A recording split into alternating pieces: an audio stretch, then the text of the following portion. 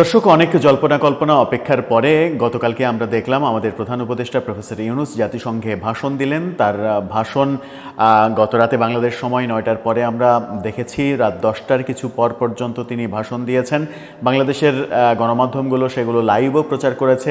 সেই ভাষণে তিনি অনেক কথাই বলেছেন এবং তার ভাষণ শুরু হওয়ার আগে থেকে এবং ভাষণ চলাকালীন সময়ে জাতিসংঘের সামনে আওয়ামী লীগের নেতাকর্মীদের বিক্ষোভ যেমন দেখেছি, তেমনি বিএনপি জামাতের নেতাকর্মীদের প্রফেসর ইউনূস এবং তার নেতাদের ওয়েলকাম জানানোর ঘটনা দেখেছি। সেখানে সাংঘর্ষিক ঘটনা দেখেছি বিএনপি এবং জামাতের মধ্যে, পুলিশের অ্যাকশনের ঘটনা দেখেছি।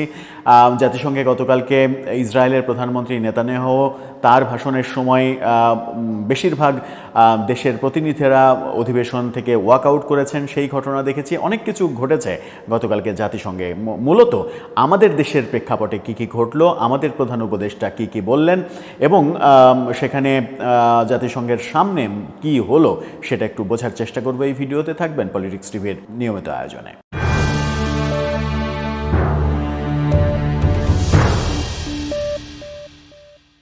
দর্শক, বলছিলাম জাতিসংঘ অধিবেশনের কথা। প্রফেসর ইউনূস কালকে জাতিসংঘে ভাষণ দিলেন এবং সেই ভাষণে অনেক কিছু বললেন। বাংলাদেশের বর্তমান কন্ডিশন, বিগত সরকারকে তাড়ানো, বিগত সরকারের নানা ধরনের কর্মকাণ্ড নিয়ে তিনি কথা বলেছেন। নতুন সরকার কি কি করছে সেটা বলেছেন। ফেব্রুয়ারিতে নির্বাচনের কথা বলেছেন এবং তিনি এটা বলেছেন, আনন্দবাজার তাকে নিয়ে যে শিরোনামটা করেছে সেখানে দেখা যাচ্ছে তিনি বলেছেন বাংলাদেশে আর স্বৈরাচার ফিরবে না কখনো। রাষ্ট্রপুঞ্জে বক্তৃতায় দাবি করলেন প্রফেসর ইউনূস, অর্থাৎ তিনি দাবি করলেন যে বাংলাদেশে আর শেখ হাসিনার সরকারের কখনো আগমন ঘটবে না, তারা আর কখনো আসবে না, সেটা দাবি করলেন। নাকি বাংলাদেশে স্বৈরশাসন আর কখনো হবে না, এটা দাবি করলেন। বাংলাদেশে আমরা গত 54 বছরের ইতিহাসে স্বৈরশাসনের ব্যাপারটা তো বহুভাবে দেখেছি, বহু আকারে, বহু রঙে, বহু ঢঙে স্বৈরশাসন আমরা দেখেছি। নতুন করে আবার কোন ঢঙে আসবে, যদি আসে, সেটাও একটা প্রশ্নের ব্যাপার। তবে প্রফেসর ইউনূস জাতিসংঘকে বোঝাতে চাইলেন যে তার সরকার অনেক সংস্কার কাজ করছে, জনগণের পক্ষে অনেক কাজ করছে, তরুণ প্রজন্মের পক্ষে কাজ করছে। ফেব্রুয়ারিতে নির্বাচনের দিনক্ষণ ঠিক করে সেই টার্গেটকে নিয়ে তারা কাজ করছে, সংস্কার করছে, অপরাধীদের বিচারের ব্যবস্থা করছে। অর্থাৎ সরকারের একটা ফিরিস্তি তিনি জাতিসংঘে তুলে ধরেছেন। সরকারের যেমন ফিরিস্তি তুলে ধরেছেন, তেমনি ইসরায়েল ফিলিস্তিন যুদ্ধ বিষয়ে স্বাধীন ফিলিস্তিনের কথাও তাকে আমরা বলতে শুনেছি। সেই সময় তার সঙ্গে যাওয়া যে রাজনৈতিক প্রতিনিধিরা, মির্জা ফখরুল সহ জামাত এবং এনসিপির নেতারা, তাদেরকেও জাতিসংঘ অধিবেশনে উপস্থিত থাকতে দেখা গেছে। প্রফেসর ইউনূস যখন এই কথা বললেন তখন আমরা দেখেছি জাতিসংঘের সামনে আওয়ামী লীগের বিক্ষোভ। আওয়ামী লীগের বিক্ষোভে অনেক লোকজনের আনাগোনা আমরা দেখেছি। সেখানে আওয়ামী লীগের অ্যাক্টিভিস্ট নিঝুম মজুমদারকে দেখা গেছে আগে থেকেই তিনি লাইভ করে জানান দিয়েছেন যে তিনি আমেরিকায় গিয়েছেন এবং তিনি সেখানকার লাইভেও বলেছেন যে ইন্ডিয়া থেকে জার্নি করে তিনি আমেরিকায় এসেছেন, তারপরে আবার কালকে জার্নি করে তিনি প্যারিসে চলে যাবেন, এই কথা বলেছেন এবং সেখানে হাজারো জনতা উপস্থিত আছে সেরকম দাবি করেছেন তিনি। এই দাবি তিনি যখন করছেন তখন বাংলাদেশ সরকারের প্রধান উপদেষ্টার প্রেস সেক্রেটারি তিনি একটু বিদঘুটে এবং নিঝুম মজুমদারকে ব্যঙ্গ বিদ্রূপ করে একটু অশালীন ভাষায় পোস্ট দিয়েছেন। সরকারের সিনিয়র সচিব পদমর্যাদায় থেকে এই ধরনের ভাষায় সামাজিক যোগাযোগ মাধ্যমে পোস্ট দেয়া যায় কিনা সেই আলোচনাও অনেকে করছেন।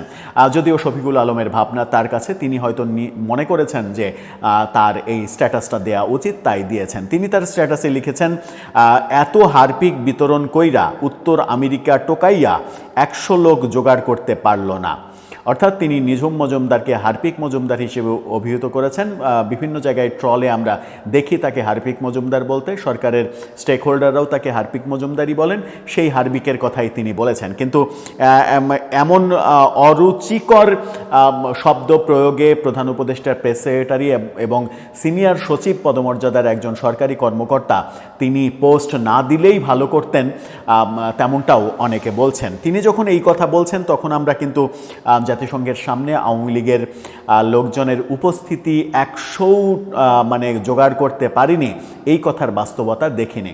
সেখানে হাজারো মানুষের উপস্থিতি দেখেছি এবং বিক্ষোভ দেখেছি, এবং সেই বিক্ষোভকে কেন্দ্র করে বিএনপি জামাতের পাল্টা কর্মসূচি দেখেছি আমরা। তারা জাতিসংঘে প্রফেসর ইউনূস এবং তাদের নেতারা উপস্থিত থেকেছেন, তাদেরকে ওয়েলকাম জানিয়েছেন, এবং এক পর্যায়ে বিএনপি এবং জামাতের মধ্যে, বিএনপি এবং আওয়ামী লীগের মধ্যে সংঘর্ষের ঘটনা ঘটেছে। সংঘর্ষের ঘটনাকে কেন্দ্র করে বিএনপির এক কর্মীকে পুলিশ গ্রেপ্তার করেছে, সেটা একাধিকও হতে পারে এমন তথ্যও বিভিন্ন গণমাধ্যম বলছে।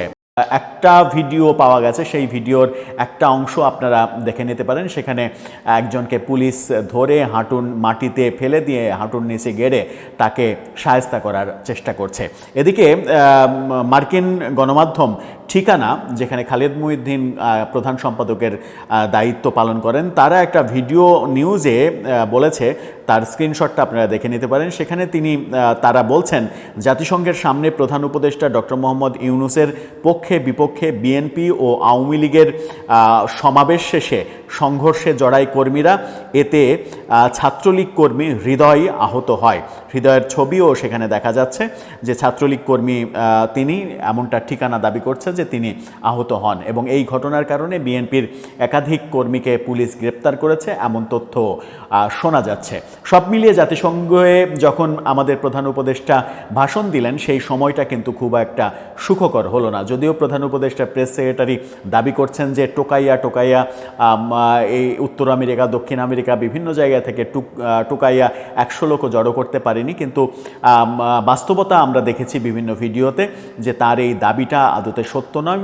সেখানে উপস্থিতি অনেক বেশি ছিল, এবং যারা উপস্থিত ছিলেন তারা দাবি করেছেন যে শুধু আমেরিকা না, পার্শ্ববর্তী অনেক দেশ থেকে এখানে তারা এসে সমবেত হয়েছেন এবং প্রফেসর ইউনূসের বিরুদ্ধে স্লোগান দিয়েছেন, বয়কটের স্লোগান দিয়েছেন, টেরোরিস্টের স্লোগান দিয়েছেন, অনেক কিছু তারা করেছেন, এবং সেখানে সংঘর্ষের ঘটনা ঘটেছে।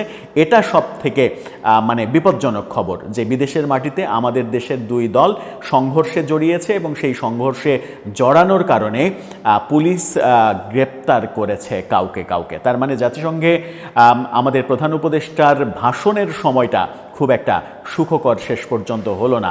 আমরা আগে থেকেই জানতাম, ব্যাপক প্রস্তুতি চলছিল বলে লেখালেখি হচ্ছিল সামাজিক যোগাযোগ মাধ্যমে, যে এই জাতিসংঘ অধিবেশনের যেদিন 26 তারিখে প্রধান উপদেষ্টা ভাষণ দেবেন, সেদিন জাতিসংঘের সামনে আওয়ামী লীগ একটা বড় শোডাউনের চেষ্টা করবে। তেমনটাই তারা করার চেষ্টা করেছে, বিএনপি প্রতিরোধ করার চেষ্টা করেছে, এবং দুই পক্ষ যখন এক জায়গায় হয়েছে তখন এই সংঘর্ষের ঘটনা ঘটেছে।